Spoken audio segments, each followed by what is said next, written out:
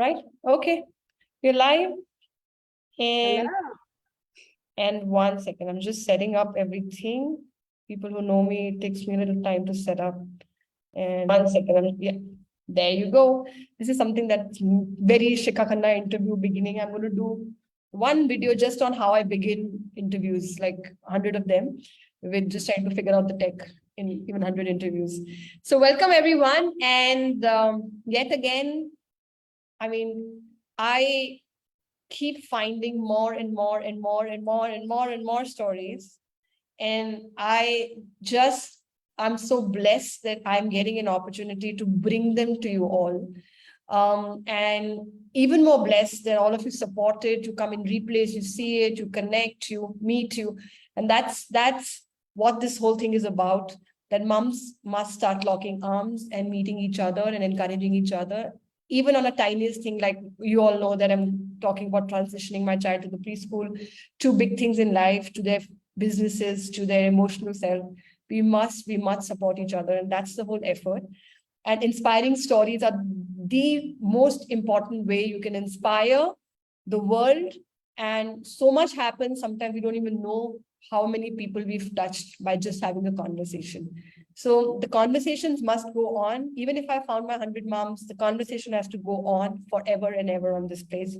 So welcome, Lena, yet another mom. She's been there around. I've been talking to her. I've been watching her. But when I spoke to her, uh, I'm just like, there we go again. And then we find another jewel, and we must bring her to the community and to anybody who is watching me regularly. I know some of you watch but don't comment, but you keep telling me I watched this and I watched that. So it would be lovely if you guys can comment, because we want to know what you feel and what your questions are. Lena, welcome. And I always say people, and moms especially, who live their stories, tell their stories the best. So I will never read a big long list of biodata of what happened, when happened, how happened, because stories must be heard from the person who's lived it, because it's the most amazing way to go through stories. So please introduce yourself and your journey, and then we will go on talking to you as a mom, as your present life, what you're doing, and how can we inspire the world through your message. So the stage is yours. Hello, everyone. Shika, thank you for having me. Thank you for finding me. Thank you for giving the opportunity for all of us to voice some of these tremendous nuggets, golden nuggets that we find in our journey. And just, it makes us feel not alone, right? That someone else might be walking through that same path. Right. And so my journey began in Ukraine. I was born and raised in Kiev. And my mother, my own mother, was a physician. She was board certified in 4 different areas. And growing up, I watched her help others and focus on that tremendous energy that came through her for the outside world. As a child, however, I felt like I missed her. And when she was just 45 years old, she was diagnosed with breast cancer. And at 48, she moved on to heaven. And I was kind of left thinking about, how do I want my own motherhood journey to be? Based on some of those experiences. And when I had my first child, Catherine, at 26, I never really envisioned the journey that I undertook as a mom, but that's the crux of it. We basically take it one step at a time, and we continue with what comes up. Catherine ended up with diagnosis on the autism spectrum. And I was trained in the medical field, just like my mother. And at that point, I was faced with a choice to step away from full-time work and take care of my daughter. And that's what happened. And that's where it all kind of began. And I continue to take it one day at a time. And it's been taking me to so many wonderful and unexpected places. that I couldn't have imagined or dreamed up from the beginning. Yeah, and like you just said that you know, so it's all the transitioning, it like, because that's my phase right now, that she was there but you missed her, right? You missed your mom, and I keep seeing that the mom misses the child misses the mom, but the synergy has to happen because the life has to go on and the people have to do it, and then we carry this missing part to the world, uh, uh, ahead, and then we resolve it. And I just feel that, it's just happening in so much harmony and in so much synergy that we can't see it unless we actually really come far away and be like, oh, that's why it was happening, this is what it was, and this is how it was. So you know like, just the whole event that's coming together now for moms to lunch that I'm trying to do with 100 moms. And like, somebody told me that, like, my mother's journey of missing her as a kid, but many mothers are missing on daily basis, and then there are reasons why they are missing, and then this word missing becomes such a heavy word in our hearts, and it just goes ahead, and then people like you solve it, and then emerge out of it, and then do the self work, and then bring it to your children, and then embrace challenges.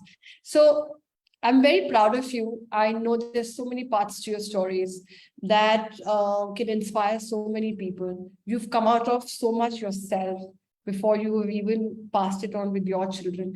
Would you like to talk a little bit about it? If like, what have been the challenges that you've come up? Because we must inspire people who will be listening to this in the future or now about what is it that it takes to keep moving forward. And when we hear stories, it always should come back to, if she can do it, if Lena can do it, so can I. It should always stay with them. So I would just leave the whole thing open space to you, and how it all panned out for you, and where have you reached today, and with all kids, and how was the juggle, what was it, and what is it that you would like to tell that mom on the other side, saying, hang in, it happened, but this is how I did it, and maybe you can take this path.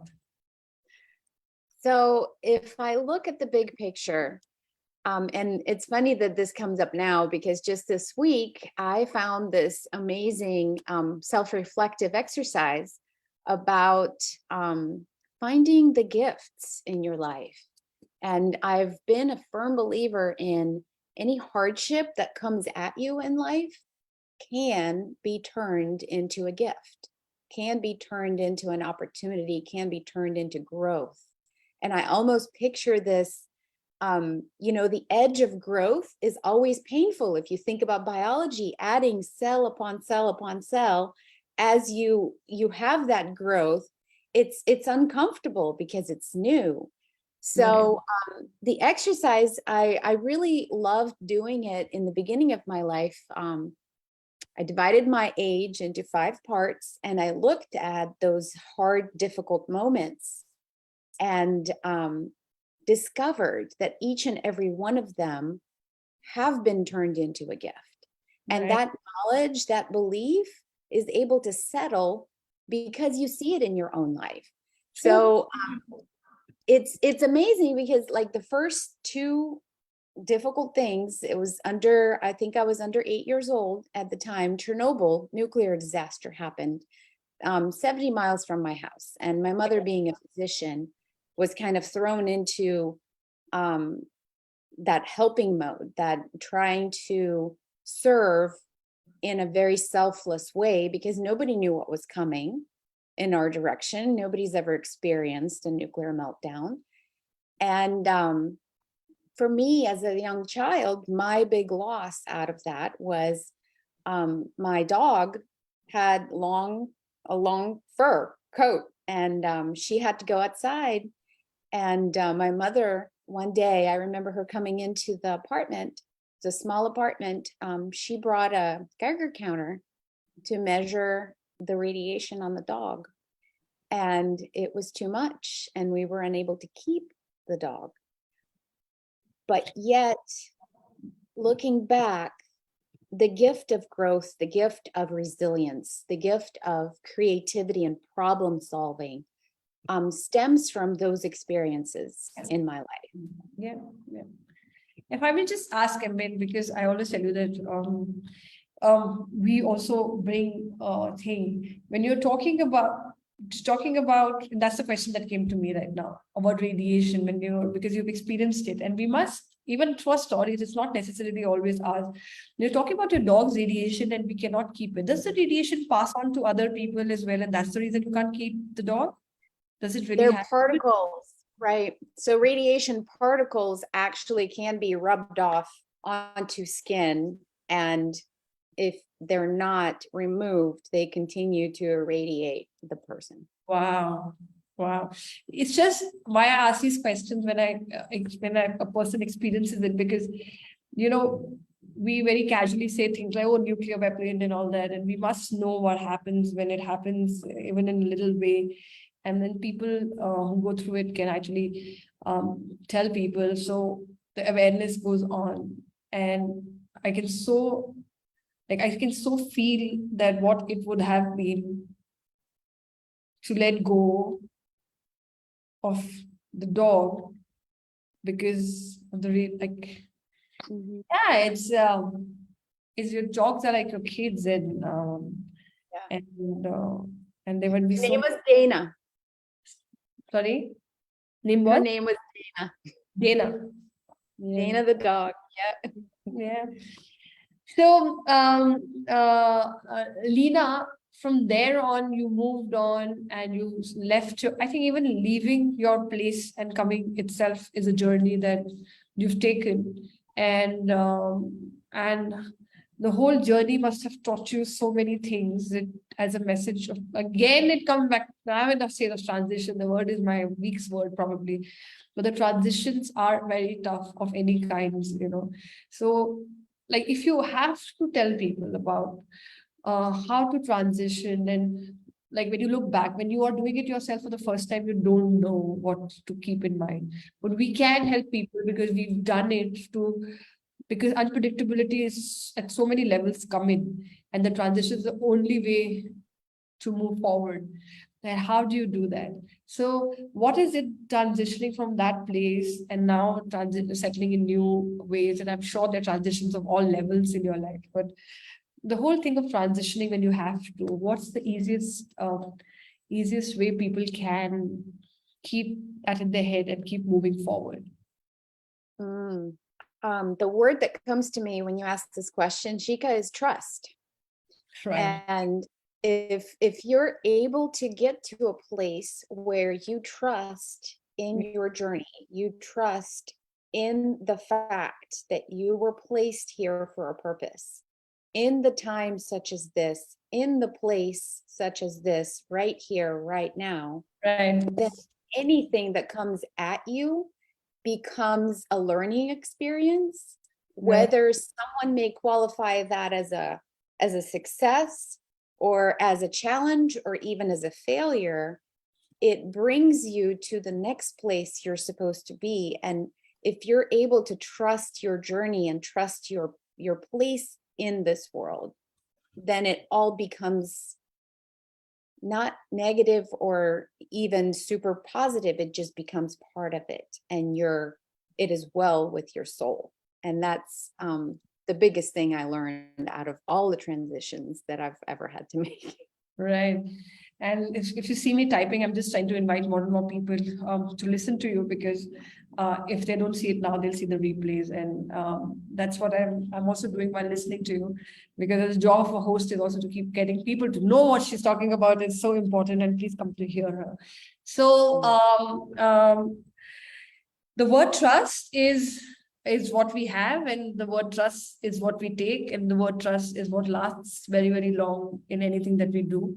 So it's amazing. And now, as your health coach, what's your message to the world with being a health coach? You have resolved and reversed so much health wise as well. And I am Right. totally, because I have done that with my husband for 5 years at an autoimmune reversal where, we just decided to drop all toxicity, like all soaps, drop everything from food to non-vegetarian, everything, whatever it takes, clean food, clean life, work, stress management. And then, one fine day I started to collect people. And at that time, I remember Rohit was like, really? I mean, I've not even reversed it, and you're already collecting people saying that, oh, we reversed it. That's how you reverse it. I said, you stand up on stage and start announcing, so there's no retreat. So when you start announcing to the world that this is what you're doing, even if you don't know how to do it, and this has not happened, that's what I'm doing with the Mums Project. We are coming, we are coming, we are coming. And at back end, if you see me, sometimes I'm like a little kid. I'm like, oh my God, I need to retreat. What am I doing? I need to go back. But now on the stage for almost a year, I can't. I don't want to. I can't. I shouldn't, because so many emotions are attached. So, we started this whole reversal of the autoimmune, and people looked at me, and at that time, then him, and then he started shaking hands and saying, oh, this is how you reverse it. And we started opening up talks, and we did it for 5 years as a voluntary thing for people to know that it's possible to reverse. It's possible to come to this setback. It's possible to reverse and then maintain it. So as a coach, you are a lot working into even mind and spirit and spirituality and everything to reverse. So let's talk about your health part. And as a health coach, what are you bringing to the world? What is it that you believe in? And talk a little, because I'm very passionate about it myself. So we should have a little chat about that. That's awesome. So it all starts with my daughter, and any health issue that comes to a person in their life, I approach it always by the two words that I always use is presumed competence. I presume that the person sitting in front of me, and that first and foremost includes my daughter, has the ability and the competence to be the driver of their own health, to be the driver of their own purpose, their destiny, what it is that they are here to do.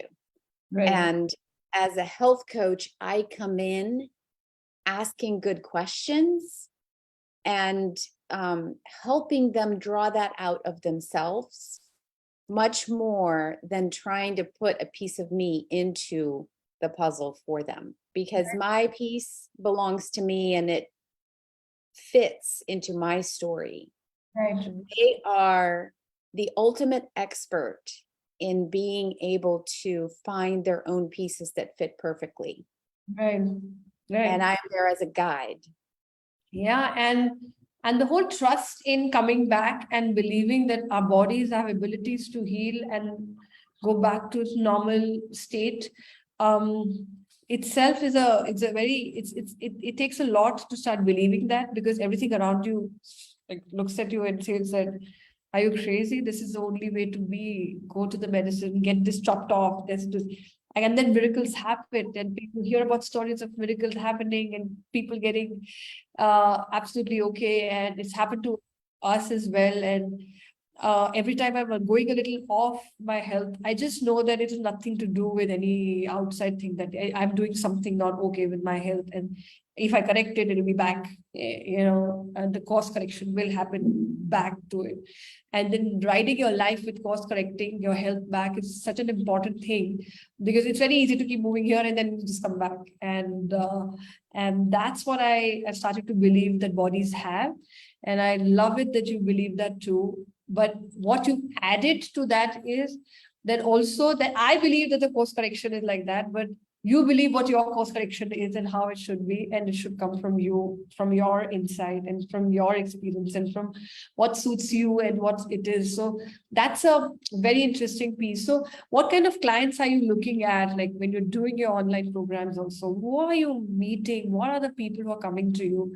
Because we must spread more and more about everybody we meet here, because I'm just finding incredible people. So I always feel that whatever I can tell the world about, it would be amazing. So people that I work with, and it's funny how we always kind of land in a place where you have been before, your own experience.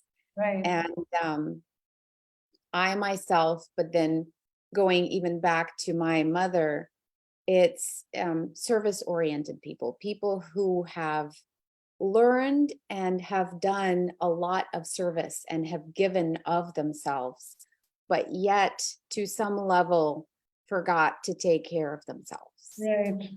Right. And some of us, because medical field and caregiving field is so academically focused, it's easy to try to rationalize all the things that are happening and kind of push through an issue without really solving it.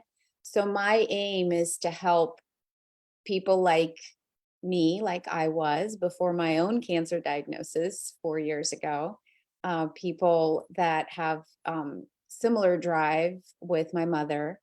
And like there's that asking for help threshold that is more difficult for some than others. And I really have this passion of understanding and connecting with people that have that reservation of asking for help, reservation of depending on a community, because I have learned through my own journey that it can be extraordinarily healing and bring out a level in you of giving and serving that never would have been possible had you tried to continue doing it alone. True, true, very true. And I also feel, and as when you become moms and then you start reading books to your children, and you just like once you've done this and you just look at it and you're like, yeah, really, like at the age of 1, that's where you go when you get a little hurt, you straight away go to the hospital, you get like everything is instilled. I don't want to get into the vegan part of the children, the farms and everything, because I'm a vegan. I don't want to start that debate because I'm never into debates of anything. That's my choice. But at a very young age, we have given a solution to them of something which is like, if this happens, this is what you need to do, and then learn it every single day till you're in education or school. And not if education, even if you do go to the bookstores, we buy it. You know what a hospital is, you know what an ambulance is, this is what you call. And that part of it, the more I'm getting into it, I'm like, yeah, we are putting it right at the root. And it's nothing against, I have some very good friends who are doctors. And I always tell them, I tell people that doctors have their place, and they must be getting all that they need, because if your hand is chopped off, the nutrition and reversal doesn't work. You have to have help of this medical thing. You can't sit down and talk about it, or it'll get joined and everything, because the capacity of human mind is so much that we've been able to solve such amazing stuff, and bringing healing like that to our human life. Nothing against that, but still at the root level, we have started to put things like, there is no inner voice that drives your health. And so I mean, people like you bring it on, and people like my husband who trust it and they say, yes, we can take charge. I think many things have changed, and we must keep telling our children that you have it all in you. Whatever you just said, like you have it yours, but you have it in you to find it and heal it and do it. So thanks for doing this work, because more of us need to be there to undo the thing about that. The first thing, you go is you should trust yourself and your health, and what's your body telling you all about. So, Lena, anything that would like to tell to mothers, because you have such multiple stories, and probably we could do episodes on each topic and then keep talking about it. And all of them have been, the commonality in whatever I've heard from you is the trust, the moving forward, the, not giving up, bringing light, resolving, The little I've seen you, the little I've heard you, the little I've listened, it's just a beginning to know you more. But this is a word that come to me together for you. So would you like to, because you do inspire, I think, many people in your circle. What is it that you would inspire new people to watch when they say, Lena has a message to give? What is it that you would like to give to the world? Oh my goodness. So in my work, I think the overarching message for people who connect with me is to realize that your body is your oldest and most faithful friend. Right. And to get to a place that you can trust and believe that and work together with it, whether it's through integrative medicine or employing some of the conventional treatments when necessary, just like you mentioned, but to kind of funnel it all back to the fact that you are working together with your physical body in order to achieve this purpose that you were placed on this earth for. Right. So that's my message from the medical side. From the mothering side, oh my goodness, there's so many, but I think the main one that comes to me is, again, bottoms out on friendship. Be gracious to yourself. Give yourself grace in the moment. Yeah. And that expectation of being perfect or doing the right thing can be let go, and that will lead you into a mothering journey that's unlike any other. Right. Right. That's really beautiful. And what you just talked about health, same goes to even our mother pulse that we belong to is also a source. It's also an ancient pulse. It's a pulse. I keep saying that it's an ancient pulse. We do not need to keep depending on outer validation of how to raise our children and how to be with ourselves and what we must do, because it's built in anciently in us. From the day the source was born, we are that pulse, and we are sitting on that pulse even today. And the strength of that pulse is the minute you trust it and you place yourself back on it, there's only a world with answers, and the world with strength, and the world that shows you direction. And that's what this whole mission of bringing the mothers and reminding, I can't bring anybody back. I cannot show them the pulse, but I'm just putting everybody's face back and just say, there is this, like, we've just put our back towards this thing that we belong to, which is the pulse, which runs us, and it's a source inside. Let's just trust it and just like move forward however we want to, but with that faith and the trust that we know what we are doing, and not get in a rocky way, because the more rocky we are, the more rocky the next ripple goes, and then it just keeps rippling down. And all of us have the responsibility, and the future depends on our energy today.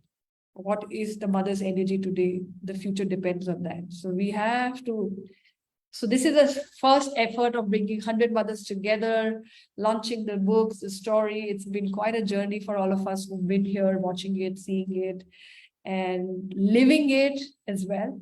So thank you, Lena, for coming in. And it was a beautiful, it is. I must say, the last few times, I think of you, I get a smile on my face, and I'm just like, there's another one who's just walking. And I love the fact that you again gifted a word of trust. That trust is what we've heard it, but when we see it, somebody living like that and breathing trust and taking trust and transitioning and doing things, it's just gorgeous. It's just gorgeous and very inspiring. So thank you. We'll have many more opportunities to interact with, the deeper this community becomes. And we already very close to each other, but I promise it's just the beginning, and we're going to have many more things coming up in the future to talk to and do together.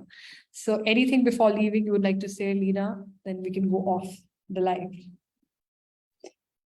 Just the tremendous gratitude I have in my moment, in my life now, and in the fact that I'm interconnected with all of you, and I was able to spend this time.